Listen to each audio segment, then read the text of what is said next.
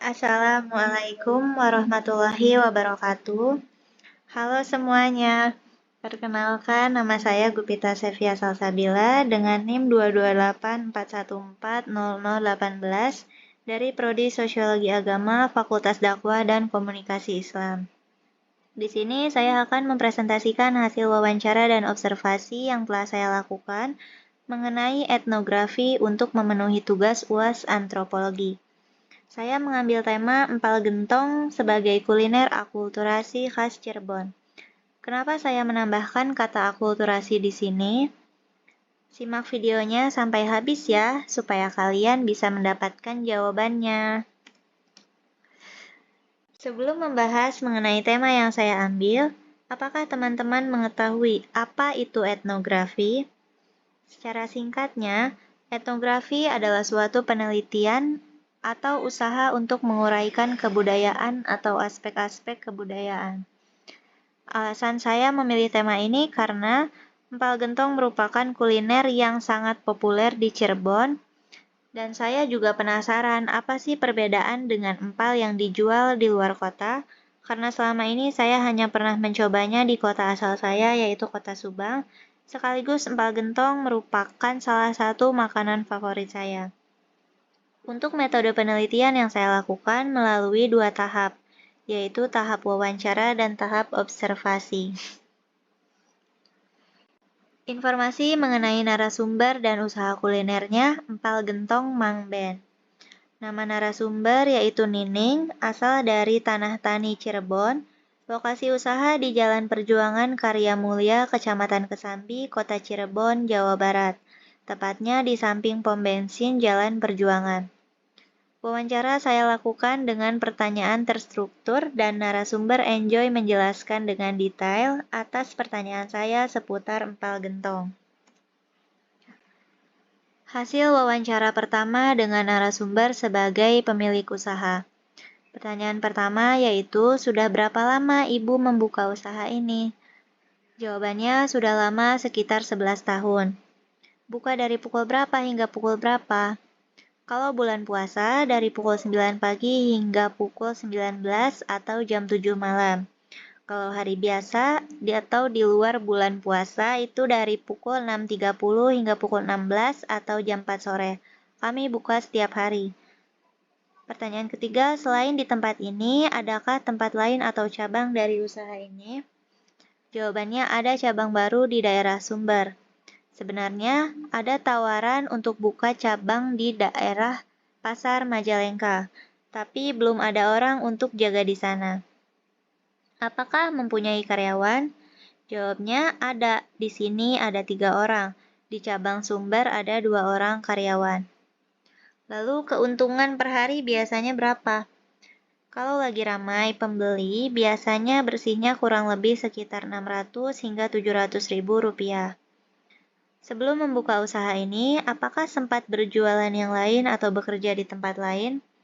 Tidak, dari awal tidak bekerja yang lain dulu ataupun di tempat lain dulu. Saya membuka usaha langsung usaha empal gentong ini.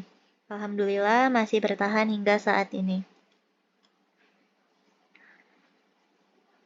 Pertanyaan selanjutnya, di sini tersedia menu apa saja? Kami menyediakan babat, usus, dan kulit sapi.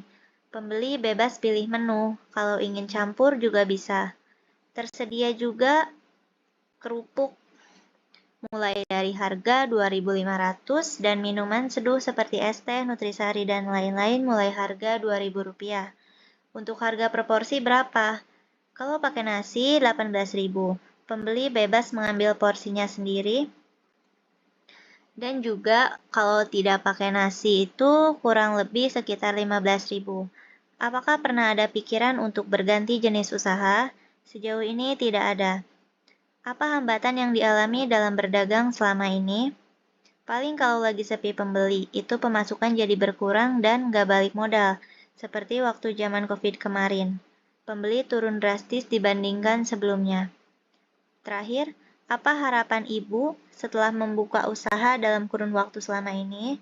Semoga lebih laris manis ke depannya dan bisa membeli lahan sendiri untuk berjualan dan tidak ngontrak lagi, karena lumayan harganya harus langsung ngontrak per 3 tahun.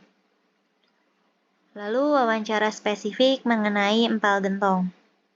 Pertanyaan pertama, setahu Ibu, bagaimana sejarah empal gentong? Jawabnya, saya pernah dengar. Katanya Cirebon dulu jadi tempat persilangan berbagai bangsa sekaligus buat penyebaran agama. Dulu juga empal gentong itu pakai daging kerbau, bukan daging sapi. Karena saat itu daging sapi masih dianggap sakral. Untuk bumbunya juga mirip seperti gulai yang merupakan perpaduan dari budaya Arab dengan India. Itu saja setahu saya. Pertanyaan kedua, kenapa bisa dinamakan empal gentong? Jawabnya karena proses pembuatannya di gentong besar yang terbuat dari tanah liat. Karena dahulu alat masak modern seperti kuali dan sebagainya belum ada. Kan sekarang alat masak sudah lengkap. Kenapa masih lebih memilih bertahan memasaknya menggunakan gentong besar? Jawab dari beliau, supaya cita rasanya tetap terjaga juga memperkuat rasa masakan melalui endapan bumbu di pori-pori gentong tanah liat tersebut. Metode penelitian kedua yang saya lakukan yaitu observasi. Saat saya datang ke sana sekaligus membeli empal gentongnya, suasana lumayan ramai pembeli. Kebanyakan dari kalangan ibu-ibu dan remaja. Saya juga mengamati ibu dan karyawannya saat melayani pembeli dan saat menyajikan pesanan. Di sini, cara memasak dan penyajian sebelum ke mangkok pembeli masih menggunakan tradisional yaitu gentong dari tanah liat dan api selalu menyala untuk menjaga kestabilan suhunya. Jadi, makanan selalu dalam keadaan panas dan gurih bumbunya. Pemesanan dilakukan di depan, lalu untuk nasi disuruh ambil sendiri di dalam. Setelah duduk, pembeli ditawari mau pesan minuman apa dan juga ditawari kerupuk barangkali mau. Untuk filosofi dari empal gentong itu sendiri yaitu, daging diibaratkan manusia yang perilakunya tidak dapat memberi keindahan dan kenikmatan kepada orang lain. Namun, dengan adanya kuah yang diumpamakan seperangkat tambahan nilai-nilai dari agama, maka perilaku manusia akan lebih teratur dan estetis. Sedangkan, gentong diibaratkan sebagai hukum dan seperangkat aturan yang melindungi empal dan kuah, yakni manusia dan perilakunya. Tujuannya agar perilakunya tetap dalam batasan agama dan nilai kepercayaan. Informasi ini saya peroleh dari website bandungklik.com. Kesimpulan yang dapat saya ambil dari hasil wawancara dan observasi yang saya lakukan yaitu, saya mendapatkan informasi bahwa nama empal gentong diambil dari cara memasaknya yang dibuat di dalam kuali atau perik tanah liat atau gentong. Kemudian dimasak di atas tungku dengan bahan bakar kayu. Proses memasak makanan ini membutuhkan waktu yang sangat lama, minimal 5 jam, agar bumbu di dalamnya meresap dengan sempurna dan tekstur dagingnya juga matang dan empuk. Empal gentong Cirebon ini merupakan perpaduan budaya Jawa, Arab, India, dan Cina yang berakulturasi dengan baik. Dilihat dari ciri makanannya, empal gentong memiliki kuah seperti gula yang merupakan makanan dengan pengaruh Arab dan India, sedangkan bumbu-bumbunya berasal dari budaya Cina dan lokal. Hal ini selaras dengan kata akulturasi yang saya cantumkan di judul tadi.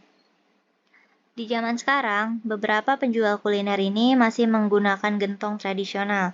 Ada juga yang sudah menggunakan alat masak modern seperti kuali dan lain-lain. Dengan harga yang terjangkau dan porsi kenyang seperti ini, menurut saya sangat worth it karena dagingnya sangat empuk dan kuahnya juga gurih. Sekian materi yang dapat saya sampaikan, semoga dapat bermanfaat bagi kita semua. Wabillahi taufiq wal hidayah, wassalamualaikum warahmatullahi wabarakatuh.